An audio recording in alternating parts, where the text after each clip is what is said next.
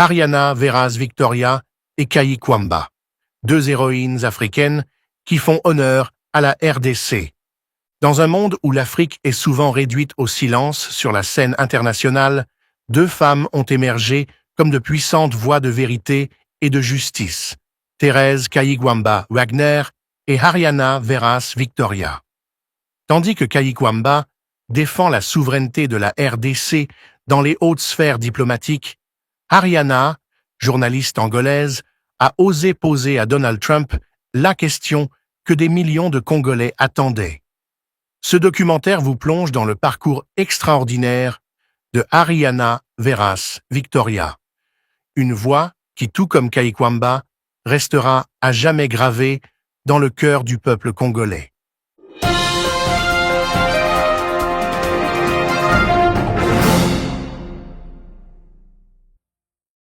Haryana Veras Victoria n'est pas une journaliste ordinaire. Elle incarne une génération de femmes africaines qui refusent de se taire, qui exigent d'être vues, entendues, respectées. Son nom résonne aujourd'hui avec admiration dans les rues de Kinshasa, de Bukavu, de Goma, tout comme celui de Thérèse Kayigwamba Wagner, la diplomate congolaise à l'origine de l'un des accords les plus décisifs signés entre la RDC et les États-Unis.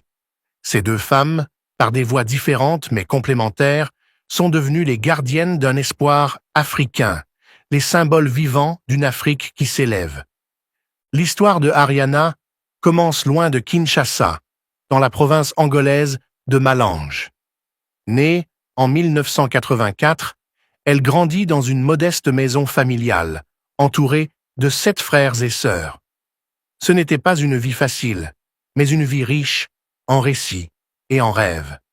Son père, enseignant passionné, nourrissait leur imaginaire de récits historiques et de luttes pour l'indépendance. Sa mère, couturière, leur apprenait à rêver au-delà des frontières visibles. À 8 ans, la famille déménage à Luanda, où Haryana découvre l'énergie bouillonnante de la capitale. Là, elle se forge une conscience politique et une soif de vérité qui ne la quitteront jamais. À 18 ans, armée d'un carnet et d'un micro, elle rejoint le journal Folha 8, célèbre pour son indépendance et sa ténacité. Elle y apprend le métier dans la rudesse du terrain, dans un pays encore marqué par la guerre civile. Ses reportages, percutants et humains, lui valent très vite une réputation de journaliste courageuse, jamais à court de questions, même face aux puissants. Mais le destin de Haryana ne s'arrête pas à l'Angola. À 23 ans, elle quitte son pays natal pour les États-Unis, emportant avec elle ses rêves d'enfant et sa passion du journalisme. Elle commence humblement comme attachée de presse à l'ambassade d'Angola, à Washington. Pendant près de 9 ans, elle navigue dans les couloirs feutrés de la diplomatie, apprend le langage des chancelleries, comprend les rouages du pouvoir. Pourtant, son cœur bat toujours pour le terrain, pour la vérité brute, pour le peuple. En 2016, Haryana franchit un cap. Elle quitte son poste diplomatique pour se consacrer entièrement au journalisme. Ce fut un saut dans l'inconnu, mais un choix guidé par l'appel irrésistible de sa vocation. Elle décroche rapidement le précieux Hard Pass de la Maison-Blanche, sésame rare, réservé aux journalistes les plus aguerris. Elle devient alors la première journaliste africaine accréditée à la Maison-Blanche, au Pentagone, au Sénat américain et au département d'État. Une première historique. Son style est unique, direct, respectueux, mais incisif, profondément ancré dans les réalités africaines. Elle ne se contente pas de couvrir les événements. Elle les questionne, les décortique, les confronte à la réalité des peuples africains. Haryana ne parle pas pour briller dans les salons, elle parle pour ceux qu'on n'écoute jamais. C'est cette force intérieure, forgée par des années de terrain, qui l'a conduite ce jour-là, de juin 2025, dans la salle de presse de la Maison-Blanche. L'événement est historique. La signature d'un accord de paix entre la RDC et le Rwanda, sous l'égide des États-Unis. Les regards sont tournés vers le président Donald Trump, tout juste descendu de l'hélicoptère Marine One, escorté par son service de sécurité. Ariana, assise au deuxième rang, sait que le moment est crucial. Elle a suivi de près le conflit qui ravage l'Est du Congo depuis des années, dénoncé sans relâche les exactions du M23, les pillages orchestrés par le régime de Paul Kagame, le silence complice de nombreuses puissances. Elle a interviewé des réfugiés, écouté les mères endeuillées, les enfants mutilés, les soldats congolais fatigués mais debout. Lorsque la porte-parole, Caroline Leavitt, l'appelle, un silence respectueux s'installe dans la salle. Tous les yeux se tournent vers elle. Ariana se lève, droite, digne. Elle s'adresse directement au président Trump. « Monsieur le Président, cet accord donne de l'espoir au peuple congolais. Depuis des années, je vous interroge sur ce conflit. Aujourd'hui, il semble qu'une étape a été franchie. Le président Tshisekedi lui-même a évoqué un éventuel prix Nobel de la paix en votre faveur. Que représente ce moment pour vous? » La question est claire, directe, sans fioriture, mais elle porte le poids de toute une nation, de tout un continent. Trump marque un temps d'arrêt, sourit, puis lâche une phrase inattendue. « Ariana, vous êtes belle, belle à l'intérieur aussi. Vous avez un vrai savoir, un vrai cœur. » La salle frémit. Certains journalistes ricanent, d'autres prennent frénétiquement des notes. Ariana, imperturbable, reste concentrée. Elle ne se laisse pas détourner. Ce compliment, s'il fait sensation, n'est qu'une distraction. Ce qui compte, ce sont les vies congolaises. Ce sont les enfants de Kanyaruchinya, les veuves de Rutshuru, les déplacés de Bunagana. Ariana le sait, et elle recentre aussitôt le débat. Ce moment, immortalisé en vidéo, fera le tour du monde. Mais Ariana ne cherche ni les projecteurs ni les flatteries. Ce qui l'anime, c'est la justice. Dans son émission The Ariana Show, diffusée aux États-Unis et dans plusieurs pays africains, elle revient sur cette journée. Face caméra, elle s'adresse à ses téléspectateurs. Ce n'est pas seulement une poignée de main à Washington. C'est une promesse de paix. C'est la possibilité de reconstruire des maisons, de réunir des familles, de redonner vie à une région abandonnée. Pendant ce temps, sur les réseaux sociaux, les réactions fusent. Sur X, des centaines de messages saluent son courage. D'autres, moins bien intentionnés, se focalisent sur le compliment de Trump, le tournent en ridicule. Ariana reste calme. Elle a traversé des tempêtes bien plus violentes. Elle pense à Malange, à ses parents, à ses débuts sur le terrain. Elle pense à la RDC, à la diplomatie menée par Thérèse Kayikwamba, une autre femme d'exception, qui elle aussi œuvre dans l'ombre pour l'Afrique. Thérèse Kayikwamba-Wagner, chef de la diplomatie congolaise, est devenue en quelques mois l'un des piliers de la renaissance diplomatique de la RDC. Sa rigueur, sa clarté, sa détermination font d'elle une interlocutrice respectée, même dans les milieux les plus fermés de la géopolitique. Grâce à elle, la RDC a signé des accords stratégiques majeurs, notamment à Washington, redonnant à Kinshasa la place qu'elle mérite sur l'échiquier mondial. Ariana et Kayikwamba, deux femmes, deux parcours, deux continents, mais une même mission, faire entendre la voix des oubliés. Alors que l'une occupe le devant de la scène médiatique, l'autre mène les batailles diplomatiques les plus subtiles. Ensemble, elles forment un duo symbolique, deux héroïnes africaines qui refusent la soumission, qui brisent les murs du silence, qui bâtissent l'avenir. Dans les rues de Kinshasa, leur nom est sur toutes les lèvres. Des jeunes femmes s'inspirent de leur force, des garçons apprennent à les respecter. Les anciens y voient un renouveau. Elles sont devenues des modèles non parce qu'elles cherchent la gloire, mais parce qu'elles incarnent l'excellence, la dignité, la vérité. Ce documentaire est une ode à leur courage, à leur ténacité, à leur vision, à cette Afrique qui avance, qui se bat, qui écrit sa propre histoire. Une Afrique où les femmes ne sont plus reléguées au second plan, mais deviennent les architectes de la paix, de la souveraineté, de la justice. Et lorsque, quelque part entre le Pentagone et le plateau de son émission, Ariana ferme son carnet pour la journée, elle sait une chose. La bataille continue.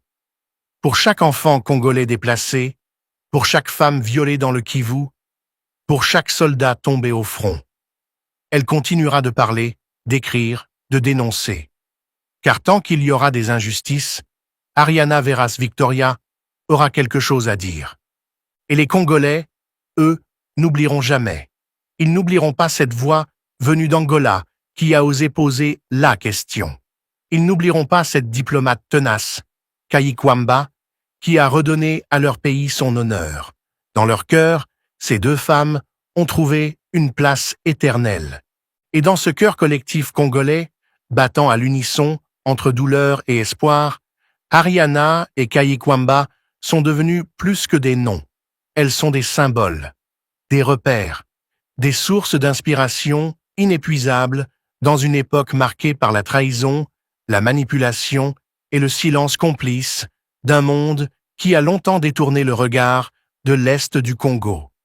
Alors que les multinationales convoitent les richesses du sous-sol congolais et que les seigneurs de guerre se disputent des territoires au prix du sang des innocents, deux femmes africaines, sans armes, sans milices, ont ébranlé les murs du cynisme par la seule force de la parole, du respect et du courage.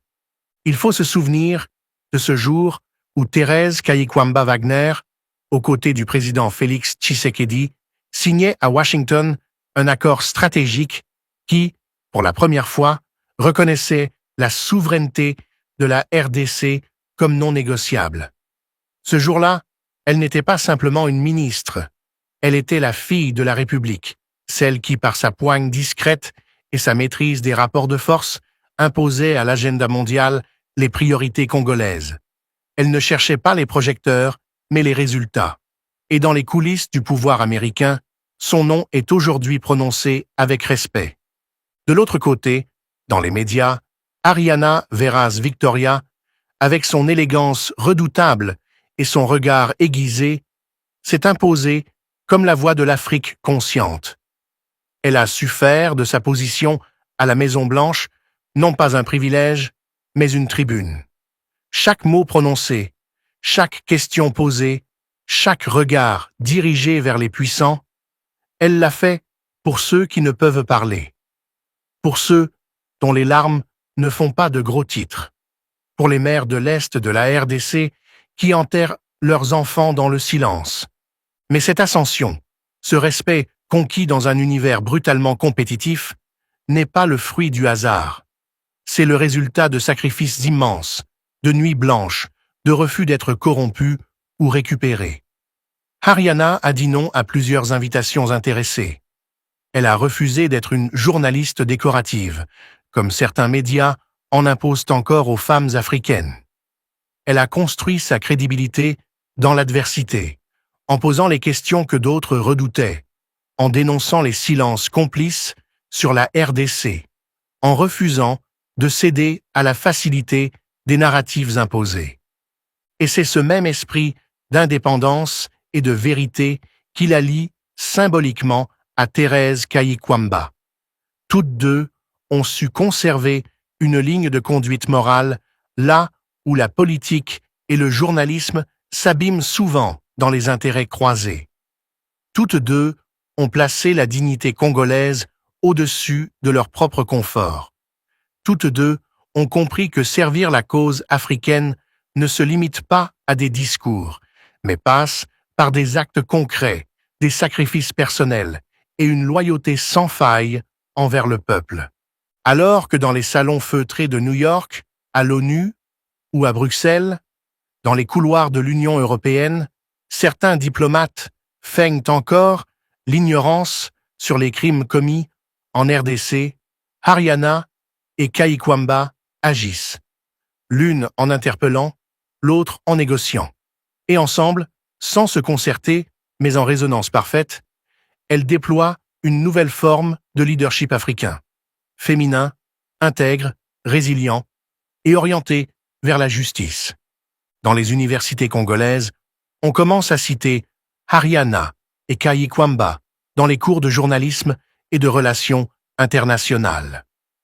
À l'université de Kinshasa, une jeune étudiante déclare lors d'un débat « Ces deux femmes m'ont montré qu'on peut être noire, africaine, femme et influencer les grandes décisions mondiales. » À Lubumbashi, une autre ajoute « Elle nous rappelle que notre voix compte, même quand on nous la confisque. » Et les hommes aussi les respectent, car ces femmes n'ont pas cherché à dominer, mais à construire. Elles n'ont pas remplacé l'autorité par l'agressivité, mais ont réinventé l'autorité par la compétence. Elles n'ont pas rejeté les hommes, elles ont exigé d'être considérées comme leurs égales. Il y a une scène que peu de gens connaissent, mais qui en dit long sur la personnalité d'Haryana. Quelques jours après le sommet de Washington, un diplomate africain l'approche lors d'une conférence privée. Il lui glisse à l'oreille « Vous avez osé faire ce que nous n'avons jamais eu le courage de faire. » Haryana sourit, mais répond calmement « Ce n'est pas du courage, c'est du devoir. Je n'ai pas le droit de me taire. » Ce devoir, elle l'a toujours senti en elle, comme une brûlure douce mais persistante. Elle se sent redevable non pas à une hiérarchie, mais à l'histoire, à ses ancêtres, à son père, mort sans jamais avoir vu l'Angola en paix, à sa mère, qui lui disait souvent « Parle avec vérité, même si ta voix tremble. » Ces mots, Haryana les a gravés dans sa mémoire. Ils sont devenus son credo. Et aujourd'hui, en 2025, à 41 ans, elle sait qu'elle entre dans l'histoire. Non parce qu'elle l'a voulu, mais parce que les faits l'imposent. Son intervention devant Trump a changé le regard de beaucoup d'Américains sur la guerre en RDC. Les Congolais l'ont compris. Les Africains aussi. Son émission bat des records d'audience. Même en dehors de l'Afrique, des chaînes la contactent pour rediffuser ses analyses. Mais elle reste fidèle à sa ligne. Pas de compromis, pas de pacte avec les marchands de silence. Et surtout, pas d'oubli. Pas d'oubli pour les victimes. Pas d'oubli pour les jeunes tués à Beni. Pas d'oubli pour les femmes violées à Minembwe. Pas d'oubli pour les soldats FARDC, tombés pour défendre un pays que certains ont trahi pour de l'or ou du coltan. Haryana, tout comme Kaykwamba, nous rappelle que les vraies héroïnes ne portent pas de cape. Elles portent la vérité, la douleur des autres, l'espoir des peuples. Elles parlent quand il faut, et elles se taisent quand le silence est plus fort qu'un cri. Elles ne cherchent pas la postérité, mais elles laissent une trace indélébile dans les cœurs. Et si aujourd'hui, les Congolais, dans leurs chansons, dans leurs poèmes, dans leurs prières, répètent les noms de Kaykwamba et d'Haryana, ce n'est pas par flatterie, c'est par gratitude.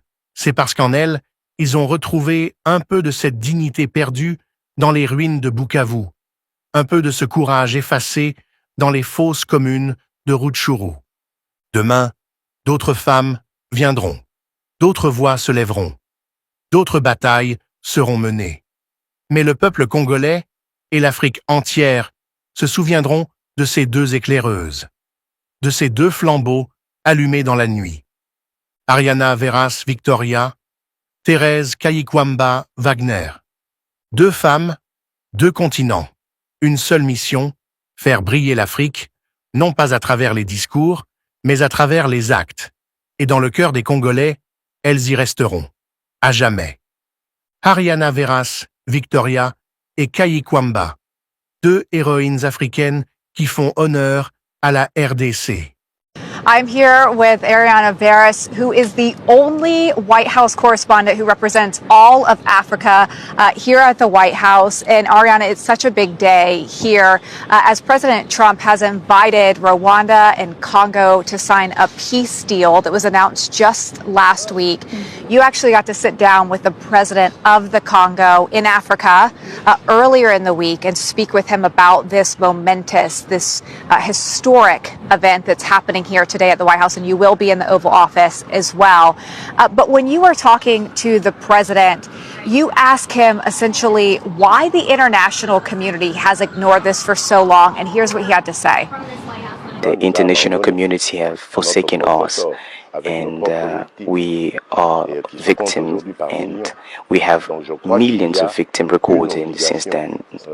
Now, we believe that the international community ought to take side with us and help us sort this situation. That's why I would like to hereby thank the Trump administration for the efforts they are doing, and I'm even convinced that this will be successful. And I really want to say that finally the international community, through the United States taking the lead, have understood that they needed to help the DRC people.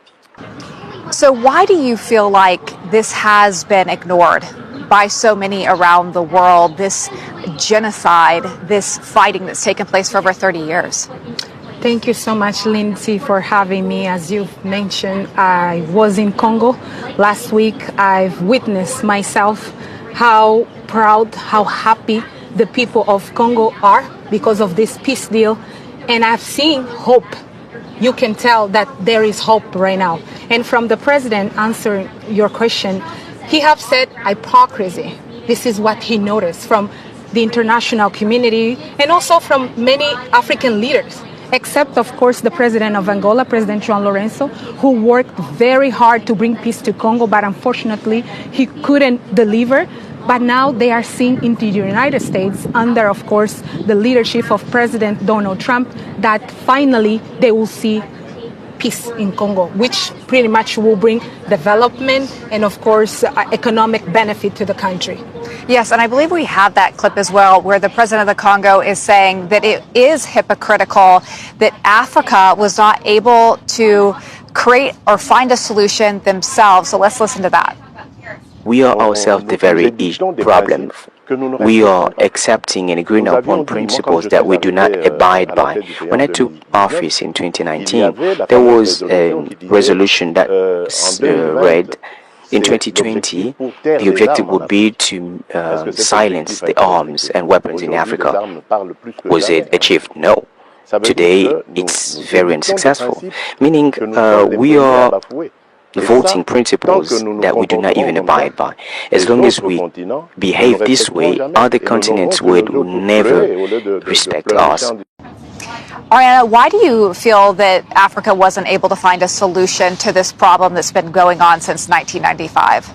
Yeah, as the President Felix Tshisekedi have mentioned, he said that many African leaders would comment to him that is unfair, the war, but they would not public say it.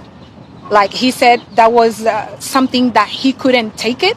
That was something not that some African leaders were doing, except one or other that would recognize that that was not the posture that most of African leaders should have. They should condemn, because that was one state invading another one because of the mineral and all the richness.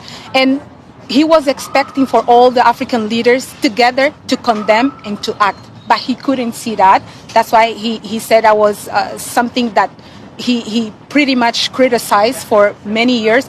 But now, as I mentioned, he said, unfortunately, because of this hypocrisy from the African leaders, he ended up coming to United States. He ended up looking for solution in other places. And finally, the United States is taking serious under, of course, President Trump, because even previous administration never looked at this conflict with seriousness, with willing to help. They didn't do that. But finally, President Trump is the one who said, this must stop, this is wrong. And we even heard the president of Congo say that President Trump didn't pay attention in his first term, but he is in his second term. What is the standpoint of Africans and how they view President Trump? This is a great question, Lindsay, because I went to Congo. I spoke with the people, even little kids. You're not going to believe that. They know a man named Trump is doing something to bring peace to their country. Some of them, they don't know much about President Trump, but they know the name Trump because they know that's the man behind this upcoming peace that is coming to Congo. And also, they are very, very happy. You can see hope in the eyes when you talk to the people. They say, finally, we'll be able to make our country grow. We'll be able to do business with people because we're not going to be focused on solving this war problem that has been lasting for many years and killing many people. So they are happy. They have hope now.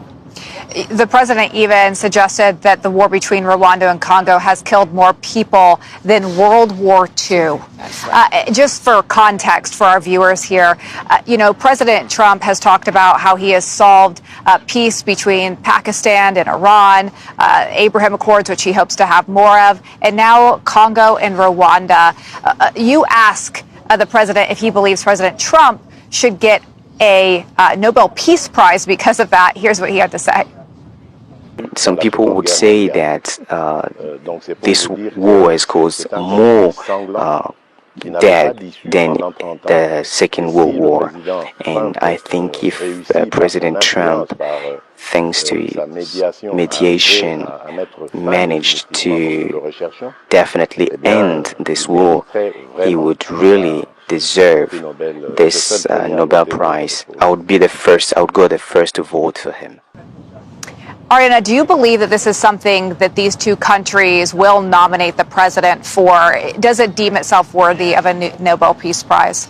When I spoke with President Tshisekedi, he was very clear that this was a war that previous administration, United States, couldn't do anything except this one under the leadership of President Trump.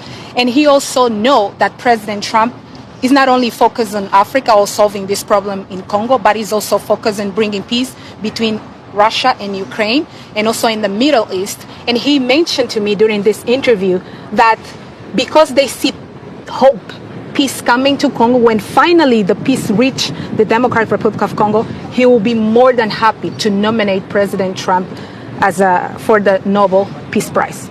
And finally, before we leave here, as a representative of all of Africa, as you are here at the White House, what does this moment not just mean for these two countries, but also Africa as a whole that makes up many, many countries? Yeah, this is an historic day, of course, because as you know, many people in Africa know about this conflict for years, and no one could do anything to solve. Many Congolese die. The country is devastated.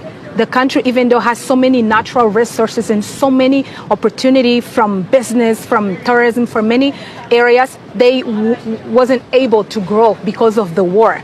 So now, with this peace deal agreement signing that we will be witness in a few hours, they are hopeful that the country finally will be able to rise and to grow.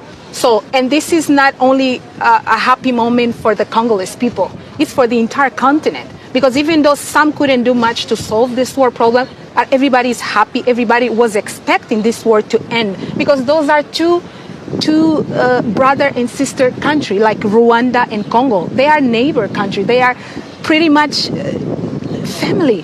They shouldn't be fight. And thanks to President Trump for looking to that and do something.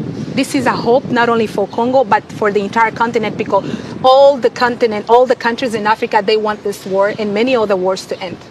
Well, thank you for being here to talk with us. Thank you for sharing your interview with the president of the Congo here with our viewers today. And we won't keep you, it's a big day for you here, but it's important for people to understand what is happening globally around the world and how the U.S. is involved in those conflicts. And today, helping solve one of the biggest conflicts that's been going on since 1995.